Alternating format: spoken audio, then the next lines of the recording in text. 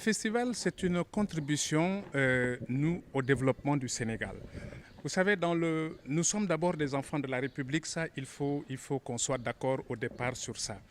La République, de par son gouvernement, a mis en place une politique de développement autour de ce qu'on appelle le plan Sénégal émergent. Et dans ce plan Sénégal émergent, il y a quelque chose qui est important, c'est le partenariat public-privé. Donc aujourd'hui, l'État voudrait faire le développement du Sénégal en passant par des secteurs. Nous avons choisi 4 secteurs sur lesquels on va travailler.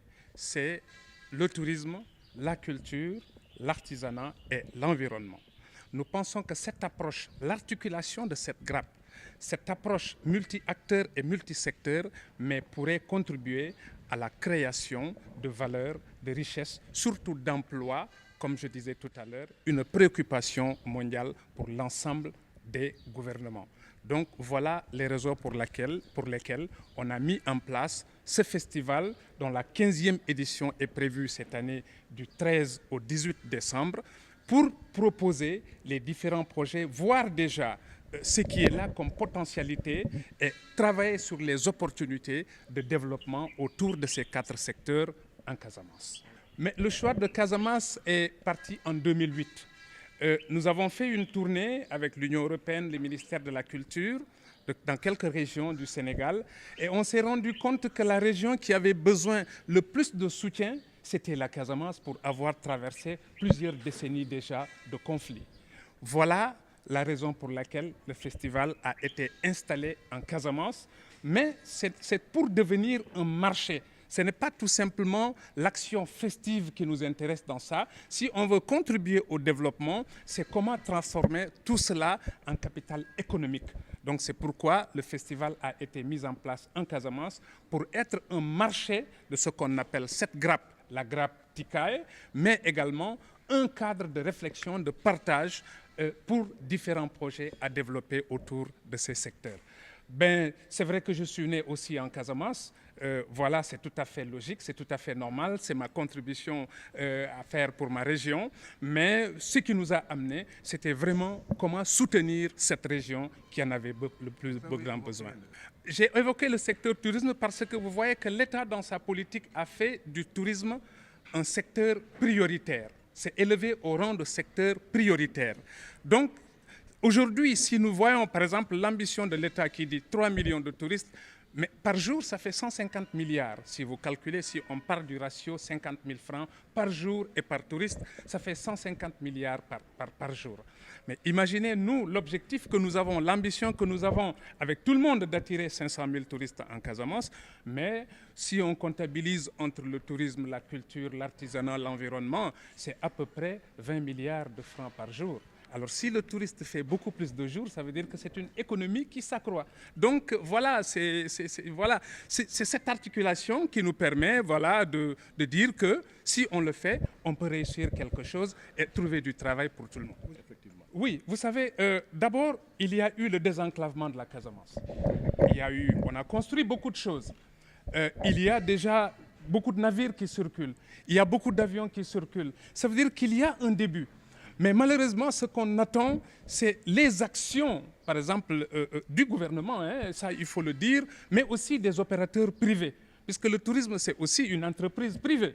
Alors, c'est pourquoi nous sommes dit, il faut faire en sorte que des privés puissent venir. C'est pourquoi l'APIX aussi, qui est un partenaire, nous sommes en train de réfléchir pour organiser la table ronde des bailleurs de fonds pour la Casamance, puisque c'est important. Si nous voulons développer tout cela, il faut des investissements. Donc l'État seul ne peut pas investir tout cela, mais l'État peut encadrer, organiser la chose pour que d'autres bailleurs de fonds puissent nous rejoindre pour travailler sur la question. C'est pourquoi d'ailleurs la CEDEAO aussi a été intéressée, comme la République de Chine, pour travailler avec nous dans ce siège-là. Il y a un travail qui est en train d'être fait, mais nous pensons réellement qu'on peut faire beaucoup plus. Puisque quand le chef de l'État dit ça, normalement c'est une instruction à l'ensemble des acteurs, surtout de l'État. Mais là aussi, il y a des retards.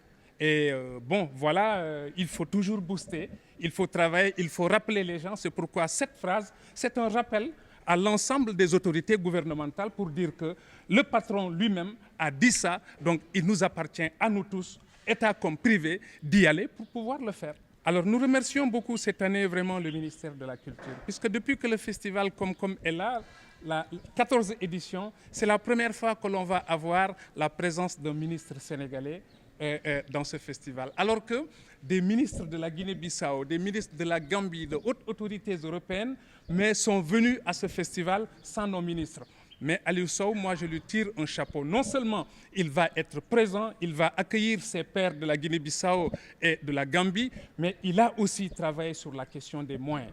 Vraiment, il a mis ce qu'aucun ministre de la Culture n'avait jamais mis dans ce festival-là. Bon, avec les autres, le ministre du Tourisme, on a entamé des discussions. Le ministre des Transports aériens, nous avons entamé des discussions, mais jusque-là, rien n'a encore abouti.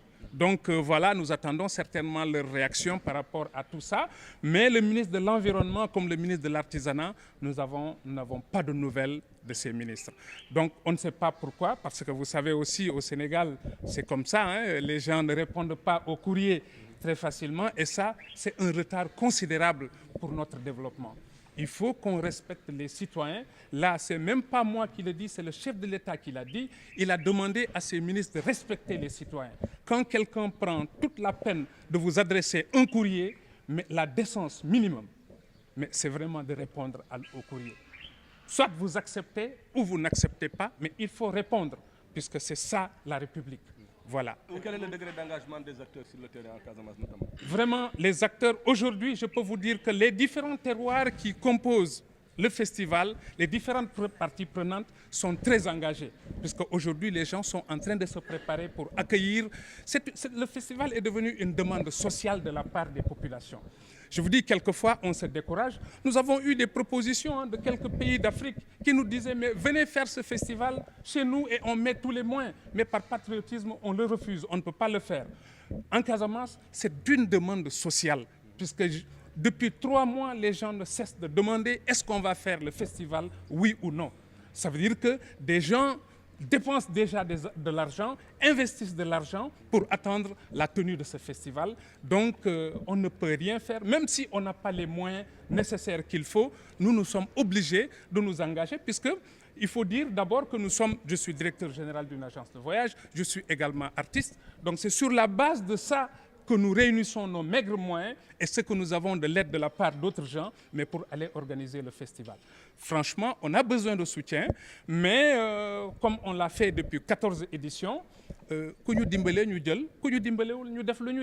bon voilà, et puis après on verra les résultats. Il y a déjà beaucoup d'artistes. D'abord, pour nous, c'est important que les artistes locaux aient un cadre d'expression. Puisque voilà, tout ce qu'on veut faire, aujourd'hui, dans le domaine artistique, il faut venir à Dakar.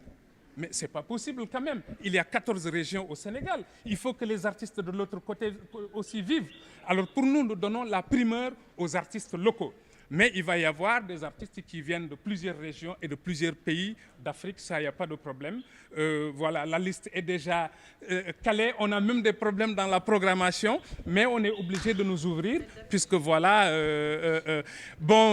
on n'a pas une tête d'affiche particulière, mais on a le groupe Kumbesora, le groupe Sohat, des groupes gambiens qui vont arriver, des groupes du Mali. Il y a également de la France. Il y a plusieurs groupes qui seront là pour animer ces choses. Mais pour nous, ce qui est important d'abord, c'est le patrimoine. Donc c'est ce que les peuples, les populations, les groupes ethniques vont présenter comme expression culturelle de leur patrimoine. Voilà, c'est ce qui est important d'abord pour nous.